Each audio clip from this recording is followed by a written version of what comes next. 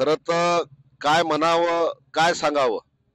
न्यायदेवता म्हणतो, पण त्या न्यायदेवताच्या खुर्चीवर कोणीतरी राक्षस प्रवृत्तीचा माणूसच बसलेला आहे शेवटी, ज्याची विचारसरणी चांगली नाही. न्यायदेवतावर आपण विश्वास म्हणतो, पण न्यायदेवताच्या खुर्चीवर बसलेल्या व्यक्तीवर आमचा विश्वास नाही, माझा तरी व्यक्तिशा नाही.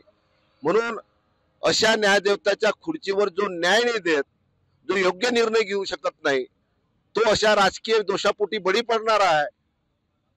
अशा न्यायाधीशाची, त्या माणसाची, न्यायालयाची नाही, लोकशाहीची नाही, घटनेची नाही, पण अशा न्यायाधीशाला जनता भविष्यात माफ करणार नाही. कारण की आपली जनता न्यायालयाला मानणारी आहे, आपण सुद्धा मानणारी आहोत. परंतु असे न्यायाधीश जर बसलेले असतील तर हे न्याय देऊ शकत नाही. पहिले सांगायचे, त्याच न्यायाधीशाने सांगितलं पहिले की आम्ही 8 तारखेला सुनावणी घेऊ, आता म्हणायचं की 12 नोव्हेंबरला घेऊ. असा टाइमपास करणारा मॅजिस्ट्रेट अशा खुर्चीवर नसला पाहिजे.